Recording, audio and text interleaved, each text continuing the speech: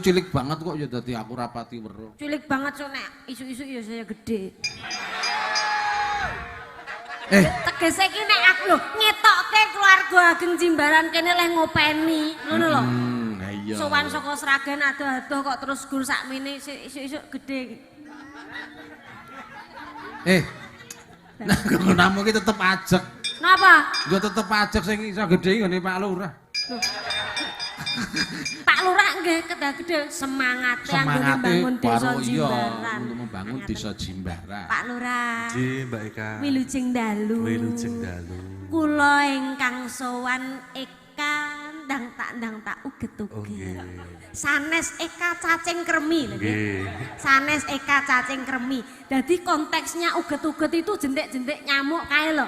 Lah iya, kan kekancan nek karo kremi kekancan. Ora iso, kremi iki nggon babakan nggon penyakit, nggon kuwi kok. Kowe nek mbiyen kok kean mangan kambil ka terus esuk-esuk kukur-kukur. Lah kuwi nek ora ngalami ra mungkin iso cerita lho kuwi. Ayo aku iso cerita mergo aku ngalami. Nggih. Pak Lurah. Dalem kula Mbak Eka. sampun sowan. Nggih, matur suwun rawuhipun. Nggih, mbok menawi wonten dawuh saking Pak Lurah menika. Nggih. Kedah pripun kula? Kedah ngadeg. Nah, Iki asine iki halus ning ngece lho, Kak. iki siji Pak Lurah iki nek ngendikan sithik mentes tur dadi. Kaya jagongan karo semut ngangkrang. Celekat-celekit. Nah nggih. Napa kula sing radi ngeten? Ampun. Nggih kula pitados Pak Lurah. Menawi kula menika lak nggih. Nah, ngono lho. Ora to kok kaya tremos Mas aku diunggah udung nggih. Mbak Eka. Dalem. Besok jenengan pindah di Kabupaten Semarang mawon. Lho kok pindah pripun to, Pak? Teng Kabupaten Semarang niku enten salah satu program unggulan Napa menika? pencegahan stunting. Lah iki. Ini nek pencegahan stunting biasanya dimulai dari ibu hamil. Pak Lurah. Apa bocah-bocah sing lagi. Nek Mbak Eka niku mboten kok stunting. Nah, jelasno panjenengan kudune mbela karo aku. Mbela karo aku. Lha niku wong riyen nunggone wektu lairane dhek niku lho nunggone. Menika seksinipun. Mbak Eka niku mboten stunting. Wong nek nggen gizi ibuke niku pun mencukupi ning wonten kecelakaan. Riyen niku pas lair niku kelingguhan. Ora enek to bayok kelingguhan terus cemet iki lho.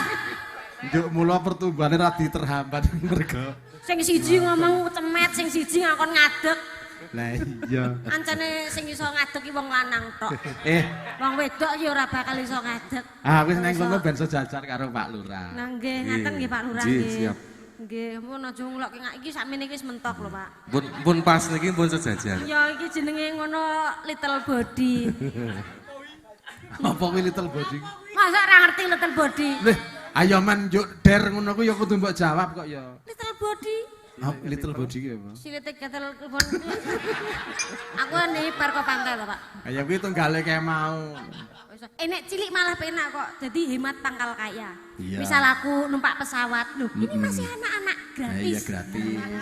Taman gizi iso melu. Iya, ndandakke seragam Mbak Devi 2 meter, aku cukup 1/2 meter. Lah iya ngono.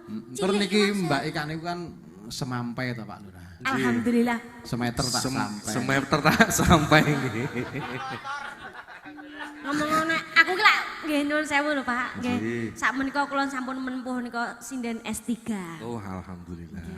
SD, SMP, SMA. Berarti kan dokter. Pangestunipun mboten saya S3 ki apa? 150 cm kuwi dadi timbang semampai dadi aku ya 150 padha kancane ngono lho kok iso 1 meter kotor ya kena. Ya ora apa-apa sing penting ira kerjane ngono. Kerjane Aja pripun? delok ukurane. Nah ngono. Arep gedhe ana glombior. Nah ya apa meneh cilik ngene iki penak. Ah iya. Gede dhuwur kok jenengan iki nek buntel kangelan. Ngono Mboten Pak Lurah. Dalem. Panjenengan badhe ngersake tembang menapa? Sakmene semok Nyuwun khusus sedaya masyarakat dusun Jimbaran. nggih. Tembang kangen. Oh, tembang kangen. Ning sing nyanyi jenengan. Oh, kula? Kula tak pinarak teng mriki sedikit. Oh nggih, panjenengan kula menika dherekaken pinarak. Nggih. Menawi Ya ampun, jenengan ampun pinarak tambah mboten ketok sing teng mriki. Pun jenengan teng mriku mawon. ya maksudnya kula panjenengan lenggahne tak Oh, saged nggih. nglungguhke panjenengan ngeten lho. kersane jenengan saged mirengaken saking mriku. Siap. Nggih. Menika tembang kangen Nggih. lagunipun. Menawi biasanipun kan Pak Lurah majeng wonten panggung menika setunggal lurun rembug. Nggih. Terus Iki. Ayo terus ke. nomor kalih menika ngersakaken tetembangan. Nggih. Nah nomor 3 menika nembang piyambak. Lah nek nomor 3 niki wau mboten dipun lampahi wonten kompensasinipun dados Nggih. Cara desa niku cara menika wakil ngeten lho, Nggih, Pak. nggih. Wakil kedah wonten kompensasinipun. cara desa niku BLTDD. BLT niku? Bantuan langsung tunai. Nah nggih.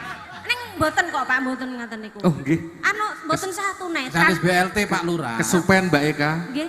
Niki kagem sedaya panitia. Nggih. Panjenengan angsal sedikit bantuan saking pemerintah desa sejumlah 4 juta rupiah. Wih, luar biasa. Luar biasa menika. Kula Nggih. dapat bantuan 4 juta rupiah. Nggih. Niki Langsung tunai. niki 4 juta niki bagi rata Mbak Eka. Oh, dibagi rata 5 dusun. sik to. Jadi 20 juta dibagi Nggih. 5 etoke 4 juta. 4 juta nggih. Jenengan kowe etoke 4.000 4.000. 4.000 rupiah. rupiah. Ora apa-apa motorku ning kono urung tak bayar parkire kok. Kok yo Mas aku bantuan kok nggo bayar parkir. Mboten napa-napa matur Mbah nuwun. Nggih. Nggih. Heh. Lajeng menika Lano Sios wakil. Oh sios. Nggih. Sios. Ugi kula tujuaken dumateng Pak Lurah Sevlen. Nggih. Ugi terus Nika nggih juragan. Mangke nek jenengan tasih kurang saking kula niku mang dipanggil. Lah, tasih lho gedhine polisine. Nah nggih to Pak Sevlen nek mboten ngaten mboten lega. Nggih. Kok nek ora ngeki rada Bali. Niku enten 1 2 3 4 5. Nggih. Enten Pak Lurah Bandungan, Nggih. enten Pak Kades Sevlen, Nggih. enten Pak Kades Jamban. Melilir, Pak Jambu. Kok apal men jenengan? Hafal kula niku. Wis tau diculik to? Lho mboten kula niku nek daerah Bandungan iki lho sinten ta sing mbau raksa Bandungan niku nek mboten. Nik enten Pak Kades Sidomekti. Sido Mukti. Enten sing pojok niku senior kula sing rodok ngantukan niku Pak Kades Pakopen. Lah niku kelima-limanya niku raja sawer Oh standar. nggih, mengke dipun aturi Nggih. tidak wonten panggung nggih, Pak. Nggih. Nek mboten percaya seksine lho tiyang sakmenten kathah niki, Mbak. Nggih, nggih. Nggih. Wah nek teng mriku-mriku do cul ngoten niku. Lah nggih, kula nggih badhe nyuwun seksi piyainten Nggih. kathah mereka menawi Pak Kades menika nggih lomo nggih, Pak nggih. Nggih. Pak Kades piyaine lomo to? Lomo. Lah ning yo kudu buktine endi? Ya, siap. Pak Lurah ki ora ngono kuwi lho aku. Loh. Aku Seni kok diukur kan. Lah, wong- Aku jenengan kula kok Aku jejer jenengan rodok gatel ngono lho maksude. terus rogo sak ngene terus arek ngene lho Pak gatel. Be Pak Lurah ki saksok lho. Nggih, Ka. Ampun dianggap guyon to Pak kok. Apa jeneng sing ngomong nek anu kan sing ampun anu ki sing anu ki lho. Kae lho, kae lho sak bendel kae lho kok. Oke wah. Jenengan ki lho. Ah. Iki ya dibagi satu sak rombongan ki sisan ngono. Nggih. Wah, 3. Dalam setunggal kali 3. Jiro lu patmo 6 tu tekan 7 mriki. 6. Dalang kondang kaya sik pengin. Kayak Pak Dalang. Nah. Pitu. 7 niki Pitulungan. untuk pitulungan. Nek 6 niku mboten apik. Niki diaturke Pak Dalang. Ha iya. Apa nih? Niki. Ya sak karepe jenengan, sing penting aku wis ikhlas. Oh, 7 niki sak Pak Dalange. Heeh. Nggih Pak Kan Dalange. enten 6. Kulo- Niki kula ki lho sampe ketemu Mbak Devi karo Nggih. sing cuwili ning suarane rodok nyelekit ya. Tri niki. Heeh. Lho Wah. wingi teng Pak Kopen iki lho. Nggih. Pak, sangoni ngono lho. Iki Masya Allah. Lho apa jenengan mboten paham to niki cilik-cilikane riyen. Pripun? Gento terminal. Wah, nggih lah. Walah. Pak Lurah tindak wonten panggung kaya petuk copet. Ya ora apa. Iki mau Iki- wah ngeke mi karo Pak Lurah anu ketok dimanis-maniske. Bareng Pak Lurah ngendika mbon anu gadah ndok loro niki. Lah kok guyu. Iki nyapot kok guyu. Ada Nangis. bayangke kok ndok gemak apa ndok banyak ya ngono paling. Nggih, ngoten Mbak Eka. Nggih Pak Lurah, nggih. Matur suwun. Kula tak mandhap riyen. Oh nggih nderekaken menika. Terus Dantaken. sampean nuwun Pak Lurah. Nggih. Atur nuwun. Nggih, matur mbah nuwun nggih Pak Nggih, nyetri. nuwun. Iki nggone Pak Catur tak gawane wae. Heeh. Kok nek lali ya wis. Iya. Atos-atos Pak Lurah nggih.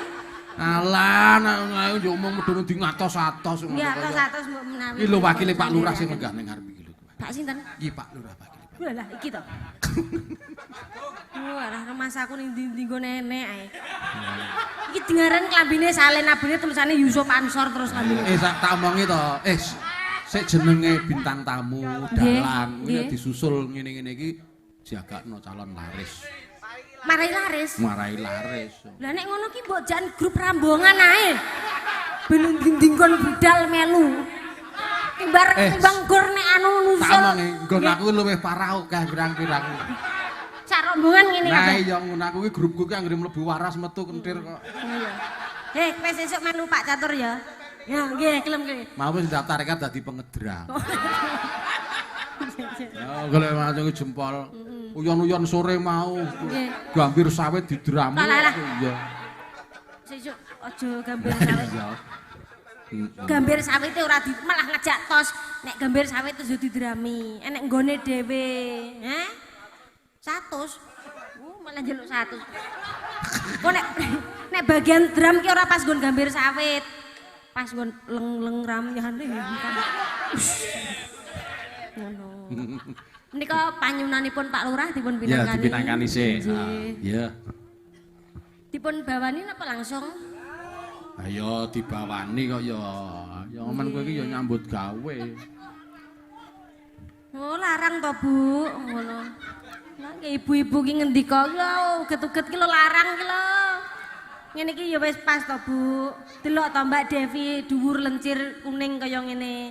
Pak Lurah iki nyawange kauget-uget teko. Ki tak tambahi sithik ben nggo tuku obat tinggi ngono. Ngono lho. Ben padha karo kancane. Obat tinggi ki mau namu kae. Lah ning rada Greme kok. nyelekit Pak Lurah ki.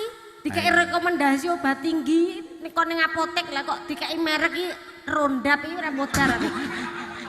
Sinden nek kon ngombe Rondap aku. Obat tinggi kasur karepe. Dipun bawanipun nyuwun pangkur rinoso nggih Mas. Ya. Iya. Lumrahe ya nek sinden ki ya nek mlakune ki ya digawe. Sinden kok mlakune kok gali. Wis ben. Wong jenengan ngono dalang mau mriki dikirapno diwehi cucuk lampah. Weh ayo kuwi iki jenenge tradisi iki ngono kuwi ora kena ditolak kok. Lah ya gagah aku to. Aku rene mah diring linmas koyo bar kecekel. Nek tumon to kok sindene diring banser ini.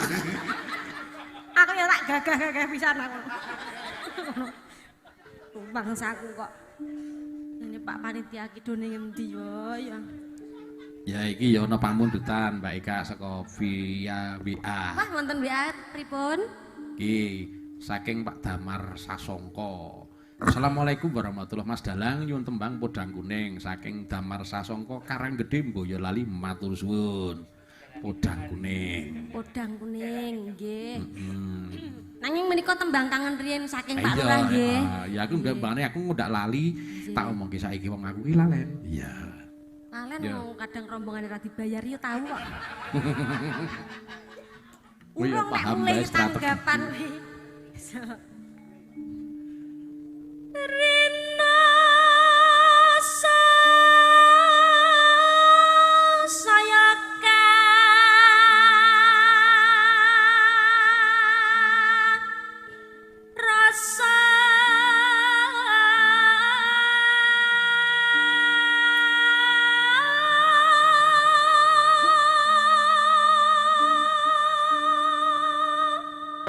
Jeng jebule ora nyono ora legi wayana. Iya. Bentuke ngono ya pancen ming kaya bal cethuk. Suarane lho. Iki kok ya le bangeten kaya bal cethuk ngono lah. Sindene piye dialem kaya Krisdayanti. Ning pancen tenan kok wong wedok ki iso ketok inner beauty-ne iki ora sok kadang ora mligi mergo fisik. Ning krungu suarane ngono wah redian. Kau gede-gede jan suarane marake syahdu ngene kuwi. Kuwi jenenge inner beauty. Ngono aku ana sinden wah dipuajang ngono moblong-moblong ngono. Pripun? Wis penonton do penasaran begitu nyuwara wah. do ning toilet. Kok saged? Lho saking lehe mongkok Saking mules. senenge. Mules mergo krungu suarane. Ngono. Krungu suara kok ngasih gumuh barange. Ayo saking apike. Pancen sinden nggih werna-werna sak menika majuning jaman sinden dados bunga panggung to Biyung. Iya. Dinikmati dengan Ya nek cara mbiyen iki sinden ora dijejer ngene iki. Lah pripun? Mbiyen iki ming ngadep kelir. Ngadep kelir. Jadi penonton iki ming nyawang apa jenenge gelungane sinden. Terus majuning mulai saking ngiringan. Terus sak menika madhep penonton. Iya, menjadi bagian saka tata artistik panggung. Nah, tata artistik dadi bunga panggung mek iki Tri. Iya. Ora kok bar limbukan terus angop ae. Angop sik mending, lha iku nek ditekoki kadang maktut ngono ki. Karena sarasane ngati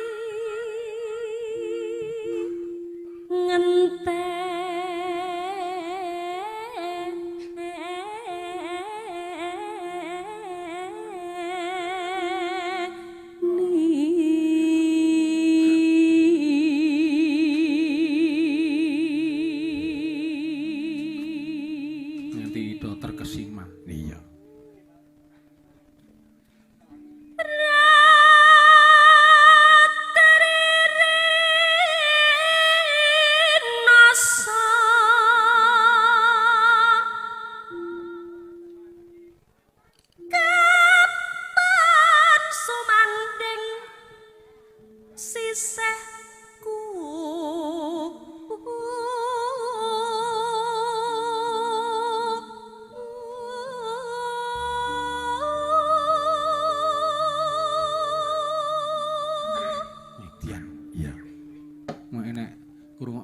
Uget-ugeti karo merem. Iya.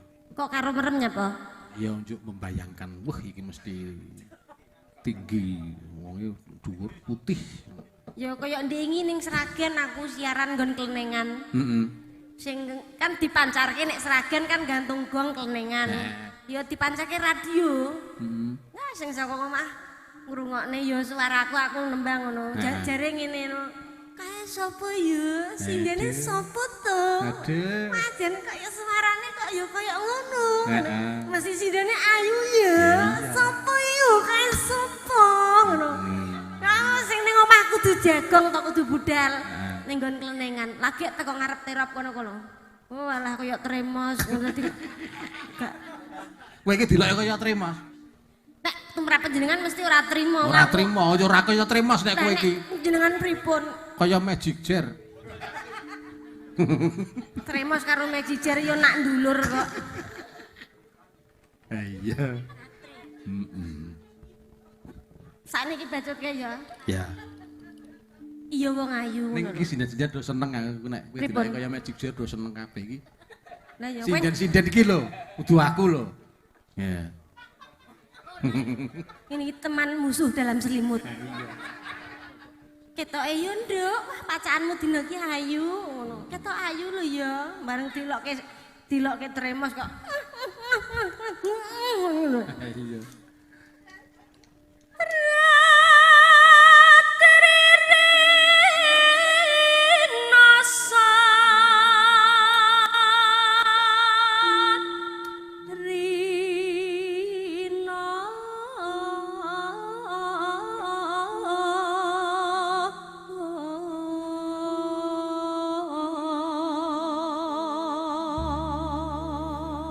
Kowe ngerti ora Kak? Iki Pak Lurah sing do lenggah kae ngrungokke suara iki lagi ing apike tak sawer pira ya. Ngono kuwi. Aku ngerti kok sing dibatin. Jangan, Pak. Jangan sawer. Iya. Nggih, transfer mboten napa-napa. Nah ning kene ya kaya ngendikane Pak Lurah ki mau didom sak desa, 5 desa ki mau kok. Iki dadi mengko manan 4.000 kuwi mau. Iya, apa meneh kok nek wis teko bendarane iki. Ya tur iki mah aku Pak Lurah. Pak Lurah iki mah ya ngendika karo aku. Pripun? Iki disiapke jane ana sepeda motor anyar Gres. Kanggem Dinggo bintang tamu. matur Mbah nuwun. Ini syaratnya ming siji. Pripun? Kowe kudu iso nirokke swara sapi. Oh, Bisa kula ajeng dikek hadiah sepeda motor. Wah, terima Anyar kasih. gris saka dealer. Alhamdulillah. Mau didol Terima aku, kasih. Matur nuwun sik karo Pak Lurah, matur Terima nuwun. kasih Pak Lurah, sepedane iso nggo kenang-kenangan. Terima kasih. Syaratnya siji. Enak syarate Ya napa? kuwi mau nirokke swara sapi. Swara sapi. Salah gampang suara sapi kok. Piye swara sapi iki? Moh. Ya wis mboten jadi Pak Lurah. Pun sepeda motornya mboten purun. Pun ngandang balike dilir melih mon. Ayo. Aku piye ta? Kowe iki arep dikeki sepeda motor anyar saka dealer karo Pak Lurah. Makasih, terima kasih. Syaratnya siji. Syaratnya Nirokke swara sapi. Suara sapi. Piye swara sapi? Moh. Moh ya wis ben dikekne warga Jimbaran bayi nek pancen kowe moh. Suara sapi iki. Lah iya swara sapi piye? Gur syaratnya suara sapi to. Heeh. Aku entuk sepeda motor Motor, ya ta. iya. Neng Suara- aku kudu iso nerokke Swara sapi. suara sapi piye? Saya suara sapi piye? Suara sapi. Heeh. Gelem. Ngaku sapi edan kok sapi kok meni gelem kowe. Sapi kok geleman. Timbang emah ra sido entuk. Kok iso. Kok Ora nerokke ono suara kok. sapi terus ra Sapi iki sido. kewan paling sabar dhewe sak donya lho. Apa? Loh, sapi wedok kayak diperesi susune sing lanang meneng bae kok jajal wong. Apa ora? Saya tak tekok ya. Oh, Mbak. Mbak. Ya tenan. Mergo sapi ke pakanane damen. Lah, merga- Nek kowe kepengin dadi wong sing sabari iso kaya sapi mangano damen. Nek aku mangan damen, Heeh. nek aku rantek-entekke ya. Guru kancane dhewe kok kon mangan damen. Ugi dalu menika karawan Mas Ndower saking Jakarta Wah, piyayine. iya wah ketekan Pendhita Kendali Sodo. Sedan. Resi Mayang Koro. Mas Duwi karo Mas sapa? Mas Gagah iki ya dalang. Iki putrane Pendhita Pati ngono. Nujum saka Pati. Wae wayang sekadine manus. Iya. Oh menika ingkang ngagem budi menika. Nggih, Oh, tak kira wonten kendang malaikat menika. penjabut dalang. nyawa. Nggih. Wong mriki Jimbaran iki dalang pirang-pirang bae kan. Nggih. Iya dalam pirang-pirang rawuh nggih. Nggih apik-apik kabeh wayangane. Alah ra mungkin. Kok ora mungkin piye to? Apik kok bengi iki gak tanggapannya apa?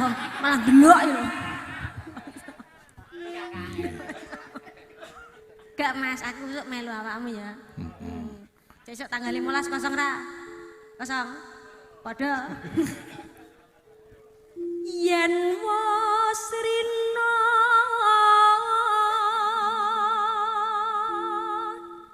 enggal ratri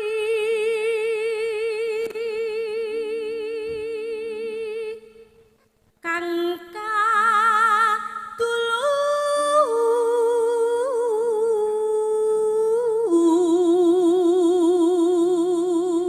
Pak Catur Iya. Gimana ya lah? mung sliraimu Aduh kesekno. Ngopo? Aku nek ora mesti angger adoh karo panjenengan ki kelingan wajahe ngono lho. Lah iya. Ning nek aku ki nek adoh saka kowe, aku wis duwe sesuatu sing tak nggo mengingat kowe. Napa? Iki. Ya. Aku anggere kelingan kuwi, kaget-kaget aku. Ya ora masalah. Pancen nek pamane ora WA ora tau tak balesi ya Lah semono. iya.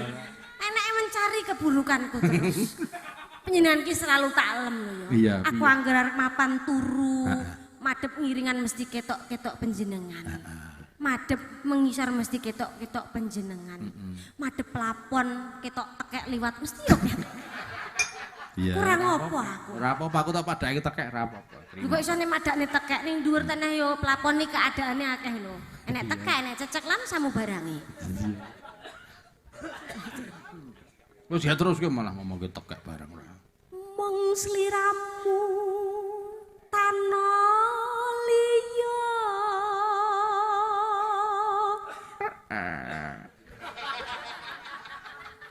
Iya tekeke ya muni ngono kuwi. Iya. Ora Ya ora ana tekek kok muni moh ngono ya ora ono. Ya urine tekek piye? Lah kok apik kono karo tekeke. Aku nger tekeke muni kuwi aku. Oh, Mas Catur Tekek. Ayo asine kan jenenge Catur Tekek Kuncoro ku ya. Wah, nesu. Alek catur. Ngene kan nggih. Kowe arep muni telek ngono kok gedhe cengelmu kono. Lek. Oh. Kok dalang kondang kuping ora patek kan krungu. Lek. Kondi Mas. Tak tresnani lair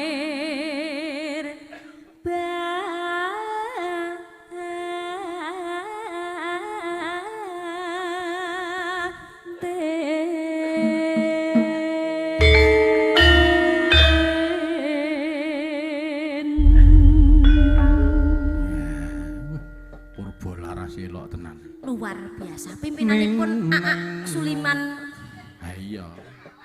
Sulamin. Wayah wengi udan grimis ra wis banyu kang tumetes dadi saksi kanggo nangis wong sing tak tresnani tega ninggalake aku suwung jroning uripku yen ora ana sirammu sumilire angin tansah tutut kalbu rasa kang tapet agawe lara dadaku liwat tembang kangen muga bisa dadi tombo kangen iki nandang wuyung rino mengi.